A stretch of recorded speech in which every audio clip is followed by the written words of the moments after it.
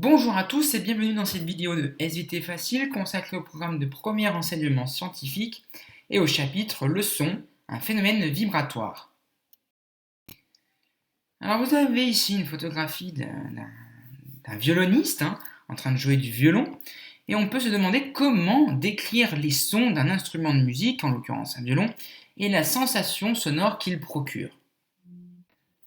Alors en plan de cette leçon, il va se décliner sous trois parties. La première, son pur et son composé.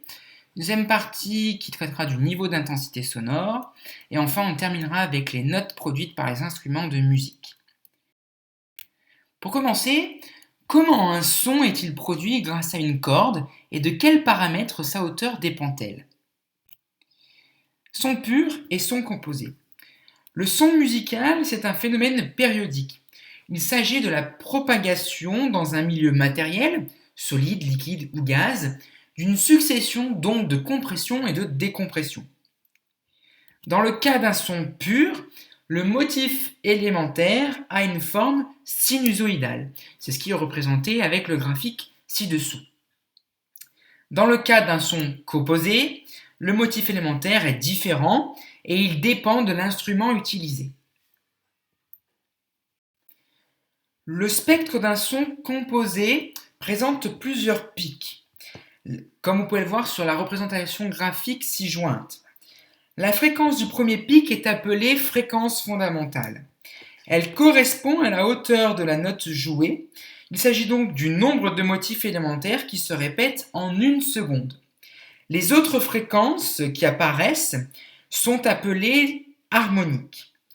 Et ce sont donc des multiples entiers de la fréquence fondamentale. Le spectre d'un son pur, quant à lui, ne comporte qu'un seul pic. Maintenant que nous avons vu la différence entre un son pur et un son composé, comment traduire la sensation auditive et comment cette dernière évolue-t-elle en fonction de l'intensité sonore? Le niveau d'intensité sonore. L'intensité sonore qu'on note I, c'est la puissance par unité de surface transportée par l'onde sonore.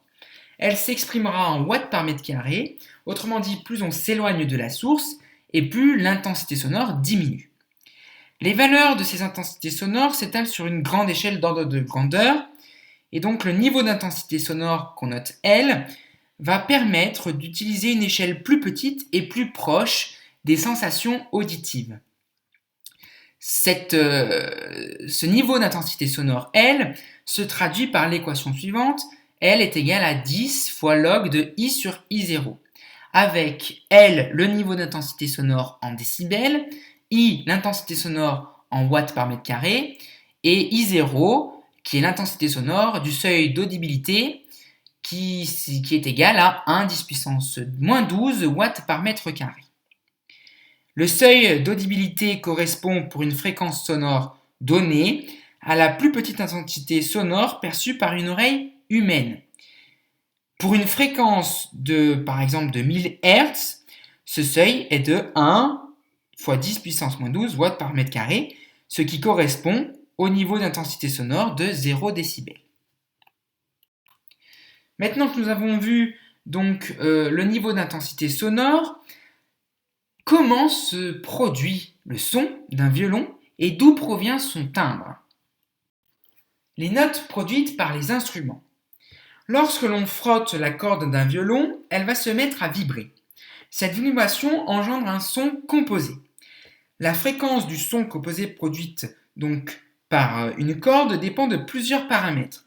Tout d'abord, cette fréquence va dépendre de la longueur de la corde. En effet, plus elle est importante et plus le son est grave.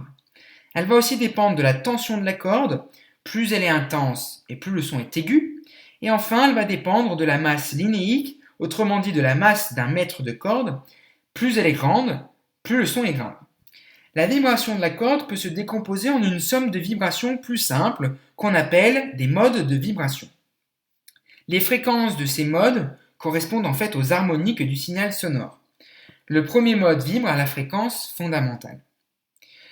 Un autre phénomène analogue est observé chez les instruments à vent. Pour les instruments à vent, le son est produit par la vibration de l'air dans un tuyau. Pour terminer, voici les mots à retenir. Alors la fréquence fondamentale, c'est la fréquence qui définit la hauteur d'un son. C'est donc le nombre de motifs élémentaires présents dans le signal en une seconde. Les harmoniques, ce sont des fréquences obtenues par décomposition d'un son composé joué par un instrument de musique. Elles ne représentent que des fonctions sinusoïdales de fréquences multiples de la fréquence fondamentale. Il ne peut y avoir d'harmonique d'amplitude nulle. Ensuite, l'intensité sonore, c'est la puissance sonore par unité de surface en un point de l'espace. Le niveau d'intensité sonore, il se calcule à partir de l'intensité sonore et produit une échelle plus proche des sensations auditives. Un son pur, c'est un son constitué d'une seule harmonique. Le motif élémentaire est une sinusoïde. Un son composé, c'est un son qui est constitué de plusieurs harmoniques. Merci pour votre attention et dites-vous bien que les SVT, ce n'est pas si difficile. À très bientôt.